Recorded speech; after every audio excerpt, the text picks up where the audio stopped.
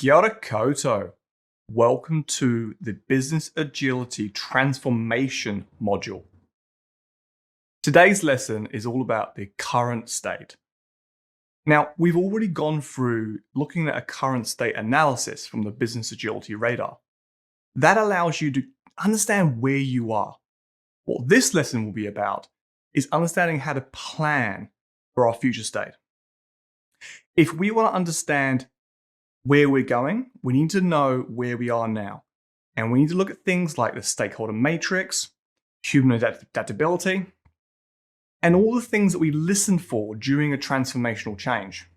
Because these are people. This is not just tools and process. This is a culture change. And inside a culture change, we need to be listening for individuals, bands, tribes. And this lesson will explain what the structure could be, what is optimal.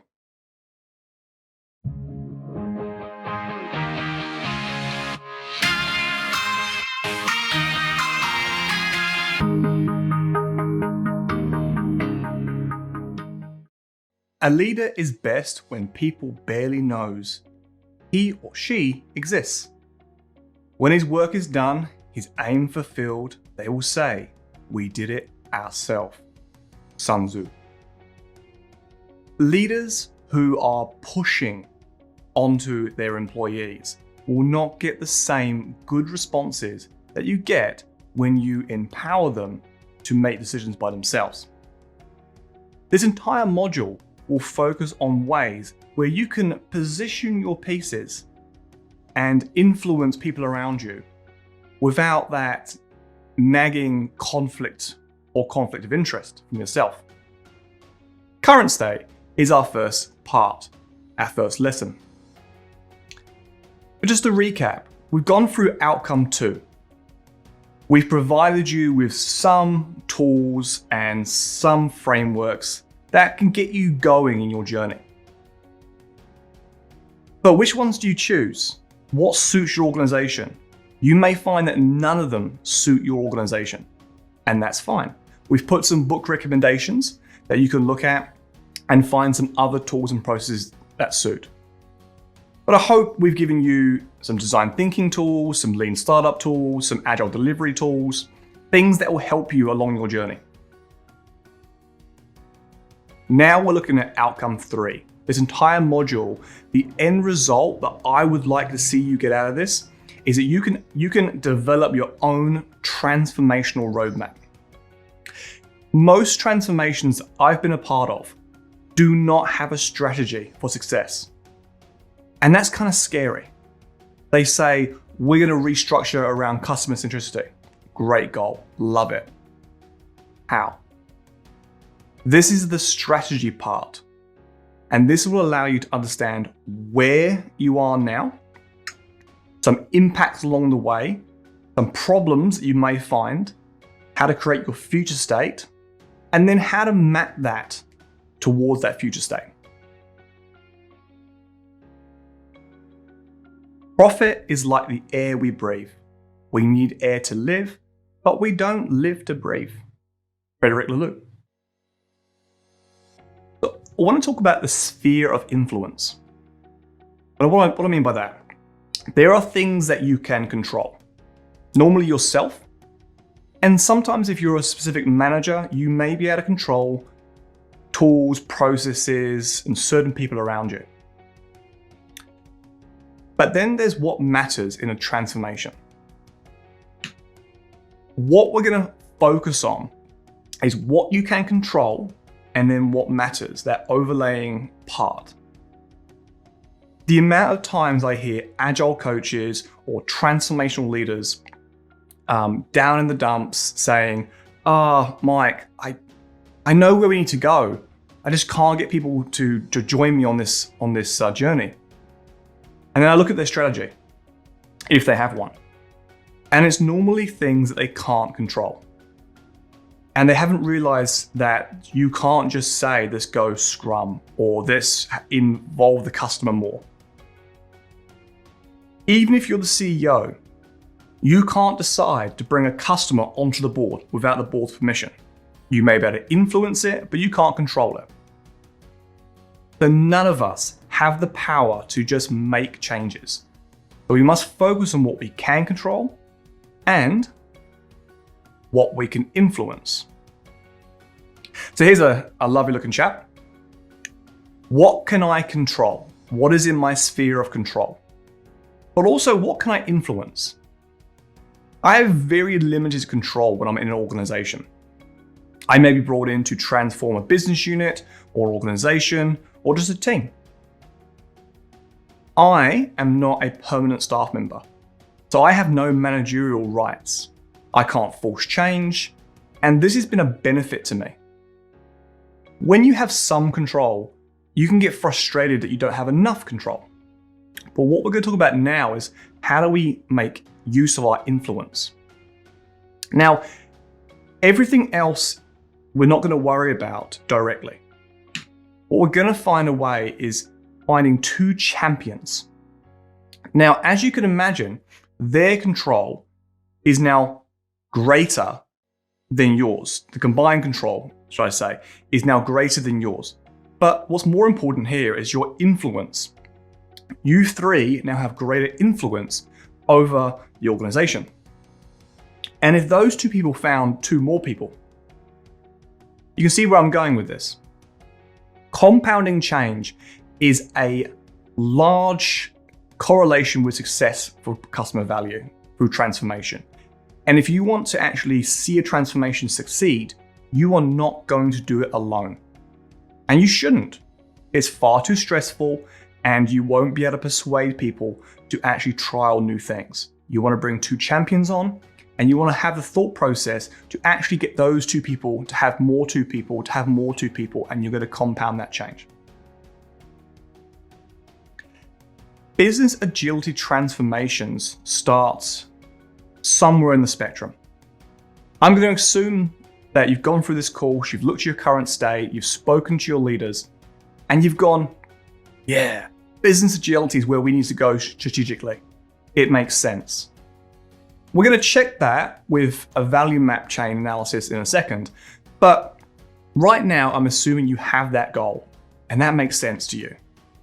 You are somewhere between the amber and the orange, and you're heading towards green. And just to recap, amber is a command and control culture, orange is an objective focus culture, and green is a people-centric culture. You have decided that you would like your organization to be more people-centric. Or greater customer and employee value. If they're your KPIs and that's the goal that you've chosen, and it makes strategic sense for your product streams and your competitive advantage, then let's carry on. People will always come to me and say, hey Mike, we're going agile, we're going towards business agility. I want to adapt, be flexible, respond to the market conditions. And I'm like, awesome, where are you now? And we'll do a quick analysis and we'll find out they're amber. Most organizations are amber. And that is not a negative trait, it's just where we are currently. Our customers are heading towards requiring green, and our organizations, especially our incumbent organizations, are sitting in the amber phase. You cannot just go to green. It's not going to help you. You're going to have too much change too quickly. Your employees aren't going to adapt fast enough. Your customers are going to wonder what's going on. Your culture cannot transcend that quickly. Some people have actually had good success with this, but there's a reason why 80% of transformations fail. And even in our own research, we found 4 out of 5 transformations failed to go from amber to green, even though 40% of those had successful publications. People pointing out case studies that their transformation was amazing. Yes, they restructured. Yes, they got some benefits. But then they started falling apart. People started leaving. Processes were undone. More bureaucracy was put in. The people were not ready. If you want a people-centric culture, you need to go through the process. If you find that you have a red organization, which is egocentric, my recommendation to you is to leave. Red organizations are quite rare still, and they are dying out. I am not a believer that you can take red to amber to orange to green. There are normally ownership structures that create this. There are normally things that are prohibiting you, and the journey is too long. You may not want to hear this, but I find that the best way is to actually to leave. That company will fail, and those people will find new work in an amber or orange organization. Rewarding red organizations will just create more red and amber organizations. From a HR point of view, obviously don't listen to me, but from a people point of view, I recommend leaving. So we want to go from, if our goal is to go green, we want to go into amber, into orange, into green. And we're going to chat about human adaptability and why this is the case. If you already are looking at this going, yeah, that makes sense, I'm going to add on to that knowledge. If you're going to me, no, Mike, we can easily jump, we can easily move forward. I'm going to talk about what you are as a human. Because everyone watching this is a human, and we are all mostly the same. Resistance to change is inbuilt into us. It's a trigger mechanism based on our evolution. And why is that? Well, because if it's worked up till now, then why would we want to change? We like to adapt to our environments, but slowly. Change could mean we get eaten by a lion. Change could mean that we die in a forest. We don't want to change. We have a natural resistance to wanting to change, especially without value, which causes a natural tension between those who have changed and those that are refusing. And if you're in an organization now that some subcultures have gone off on their own, created an agile implementation, or become customer-centric, it actually doesn't help. Through my own research and my own case studies, I find that if you take a unit and you take them too far ahead of the organization, you create an us and them culture. And that helps no one. When we did some research into Agile HR, we started to see these links between who you should hire. And it makes sense, right? Let's hire green people. Because we're going green, right? It's hire green people. But if your teams or bands or tribes or organizations are amber, you want to hire orange people. And I'm going to go through this in different stages from different points of view. But this is the whole reason you want to slowly move people over to the next stage, if it makes sense for your organization. So, people resist change because they fear they will not be able to adapt to the new ways. I have a great example of this. I was brought into a company in Auckland, New Zealand, and my job was actually to get rid of 70 contractors. Now, back then, I thought this was a good thing. I was very lean-minded. I was sold to by the CFO. Hey, Mike, if they were delivering value, they'd want to be here. If they're not delivering value, then there's no motivation for them. It kind of made sense to me at the time, to be fair. And I sat down with this lady, and I'm trying to understand her, map her role. And what I realized was that the new SAP implementation, there had been no guidance and no transformation, no change management for the staff. So they had no idea how to use systems. And that's the reason why they were still using all these old systems. So we had SAP over here, and we had all the old systems over here, and we had Excel and database spreadsheets to interlink the two. Yes, I could have recommended that those people get the boot. But what I did is I realized it's not that they don't want to, it's that they fear that if they don't move to the new system, they'll lose their job. And that if they do move to the new system, they may lose their job. The fear of actually changing prohibited them from even being open to change. So as a stage one, I actually created macros to make their life easier while they learn the new system. I then went and learned SAP myself, and I taught them the system over a period of time. They naturally thought that was a better system, and then they moved over. We still did have to decrease numbers. That was the whole point. But 34 people were put on to new and engaging projects because of the 70 FTE reduction. Not 70 FTE as in they left the company, but we retained 34 for new things. And that was kind of the start of my Agile journey, realizing that Agile is not about reduction in FTE. It is about putting the right people on the right new things to engage greater competitive advantage. And it was a great result for me. For those of you who have ever tried running, and for those of you who used to run, you may like this. I started running about 5 years ago, roughly. And I thought I could just get out there and run 5K. I tried. I think I got about 400 meters and then I killed over panting. It was a horrible experience, but I barely got back home. Even if you're a runner, if you haven't run for a few months and you try and go and run 10K, you will actually foul and injure yourself. And most runners know that you need to slowly change your body. Your body will adapt. I can guarantee you that anyone watching this can run 5K. What I found was the couch to 5K method. In that method, you walk 300 meters and you carry on walking and then you start jogging and then you slowly adapt. Within 30 days, I was running 5K. Slowly, but I still ran 5K. If I had kept trying to run 5K every week and keep injuring myself, I would have never got to 5K. Even today, 5 years later, if I'm training for a marathon or a half Ironman, I know I can't just go out and injure myself. I need to slowly build up.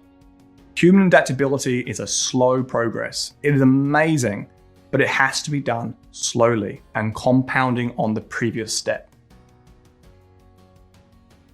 It's kind of why climate change hasn't really taken off. If you look at this little diagram here, slowly boiling in the pan. This is a pot. It's a kettle, darn it. Climate change people will argue on the semantics of their argument, rather than actually just realizing that we are in a slow boiling planet, that we are doing this to ourselves. That's the other side. That's the negative side of human adaptability. If we slowly adapt to our environment, we won't jump out. We won't make action. We'll just adapt and then slowly. I think everyone knows the story on frogs in cold water being risen. Even marketing have understood this for many years. This is a funnel. They understand that you can't just go and sell to a customer. You can't just say, buy my book. You need to build trust slowly. As you can see in here, it's all about, this is the get, keep, grow model. And inside that, it's about acquiring leads, transforming leads into customers through a minor purchase. The minor purchase builds trust and that gets you more, etc. Again, for a startup point of view, I think Daniel Priestley has a great book around the 4 stages of a product. A free one or a very, very low cost one is how you build trust first of all into your main product, and then your after product, and then your maintenance or service. Human adaptability happens in many facets of our lives. If you want to build trust, it must be done slowly. If you want to learn to run, it must be done slowly. If you want to avoid a slow burning climate change, you need to be aware of it. Pros and cons of the human evolution. So I want to talk about, again, this nice chap here. And we're going to say it's you now. This is the 4 layers of company structure. I want to say straight away that this is not perfect. This is what the data is showing us. This is what the academic literature is showing us. And when we look at our cultural basis, this makes sense. But every industry, every company is different, and you need to change this to match your organization. But let's go through it. There's you. And then there's 5 of you. This is a team. The optimal size of a team is 5 people. And I would say, looking at the data, that 3 or 4 people is actually more advantageous than 6. So when people say to you it's 7 plus or minus 2, it's actually 5 or less. And the reason why that is because a team of 6 starts to increase exponentially social loafing. People rely on other people. Once you get to 8, 9, 10 people, you already split the work up naturally. If you're in a team of 10, reality is you're probably working in 2 teams of 5. And it's very hard to make that visible. Very hard to actually increase the productivity and the happiness of your employees if you don't understand that there is actually 2 separate cultures there. 3, 4, and 5 people, 5 being the optimal, means that you have the right skill sets to deliver functional value while keeping a coherent team culture. Then you have multiple teams working on the same value stream or ecosystem. It's 50, and we call this a band. Now, the reason why we don't call it a tribe is because when you look at the literature, especially historical literature, you realize that actually humans have been calling them bands for a long time. The band is 50 people. This is similar to what you would have in a scaled agile framework, the ART, which is recommended between 50 and 150. And it's similar to what Spotify model would call a tribe. So I know it's a little bit confusing, but there's a reason for this. A band is effectively a tribe, but we also have a tribe at a higher level as well. Why is it 50? When we look at the scaled agile framework model, they have a maximum number of 150. The Spotify model has a maximum number of 120. Other models, like in LESS, have a maximum number of 110. And it's all based on Robert Dunbar's research around the human culture of 150 max. Now, when I emailed Robert Dunbar and when we spoke about it, I asked him a simple question. Your research states quite explicitly that 150 people is in extreme environments. So he quotes that our prefrontal cortex and our ability to create cultures and communicate with each other at 150, that is the right number that aligns with other mammals and their prefrontal cortexes. So it kind of makes sense, right? That's the number. Apes will have bands of 20, tribes of 20, bands of 20. Humans have 150 because we have higher brain size. And he validated that through looking through the Roman Empire, how armies forged, and he did a case study through Gore-Tex, which makes waterproof clothing. What Gore-Tex found was if their manufacturing plant had above 150 people, then productivity per person would decrease. Here's the difference. Those case studies were in the 1990s. The research was based on war and extreme circumstances, the maximum. We are not at war. We are not in red organizations. We are in amber and green, and we are looking for optimization. If 150 is the maximum, why is that number so valued in a extreme environment? When I spoke to Robert Dunbar, I realized, he obviously already knew, and this is what's so funny, is his numbers quoted in SAFe, Spotify, LESS, and that's because it's a research that's been promoted out there in our transformational communities. And he's not in business, so he's never come out and refuted this.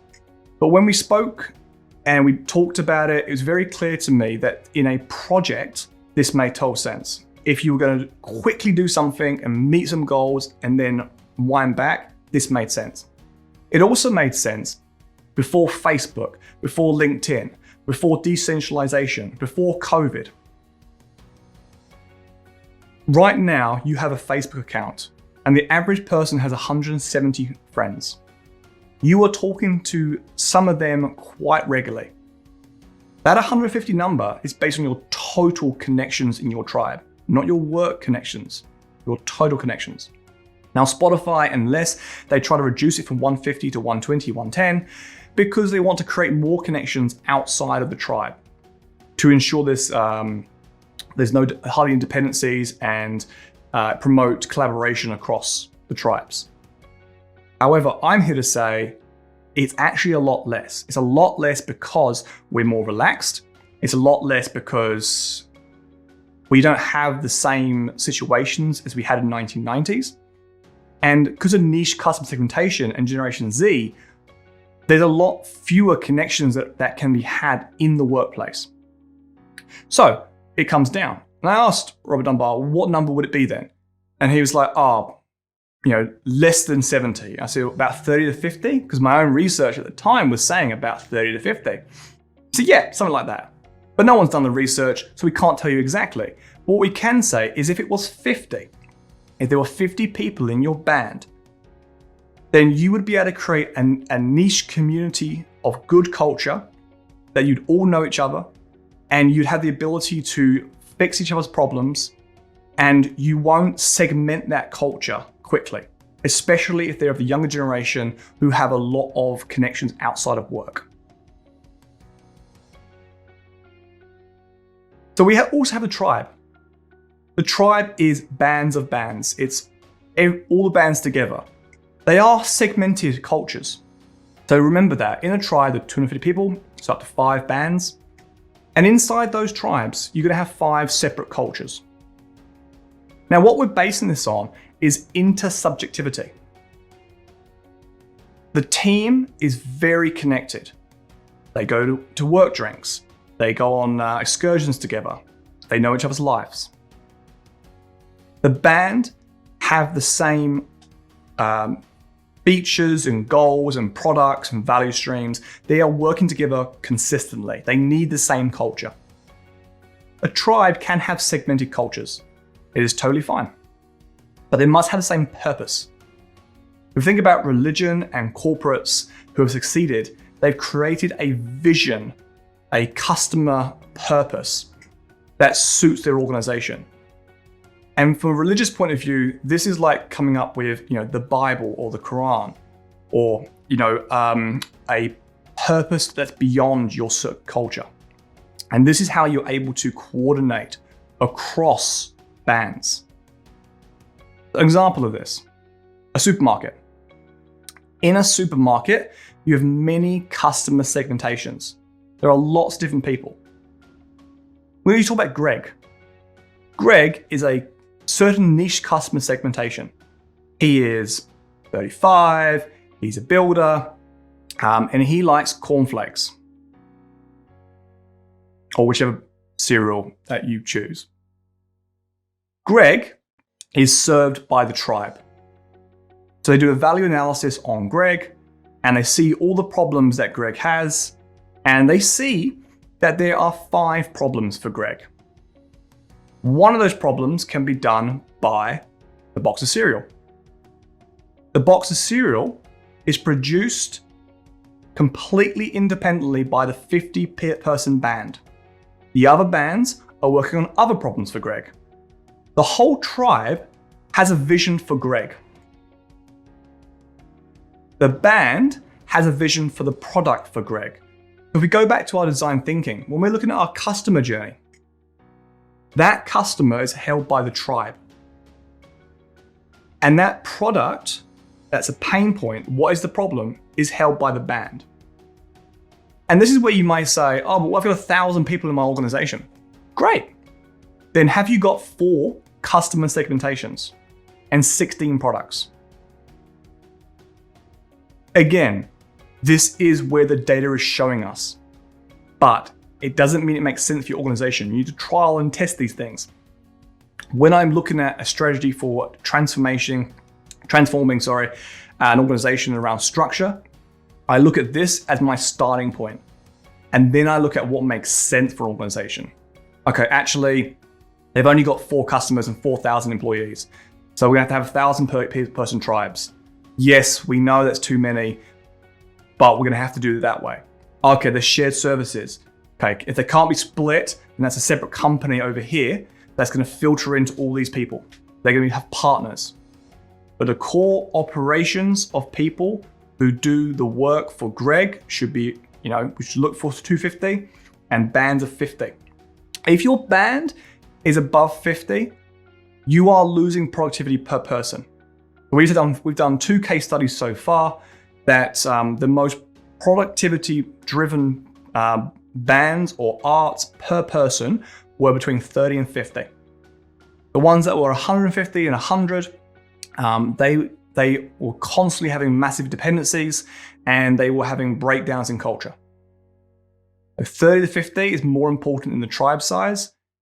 And your band, if you want to change that slightly and say it's not just a product, it's a product of a product, that's okay too. It's not as optimal. We can talk about optimal health. Doesn't mean we do it. I'm giving you what the case studies in the literature says right now is optimal, and you need to manipulate that for your organization. When we think about our business agility values, strategic agility over strategic planning, cognitive diversity over specialization, customer experience over the product, employee empowerment over the hierarchy, we must remind ourselves that we're not saying to ignore the bottom, we're saying that the top is more valuable. Now, have a look at your current state analysis that you've already done, because we're going to go through now what that means and how that's going to help you with your transformation.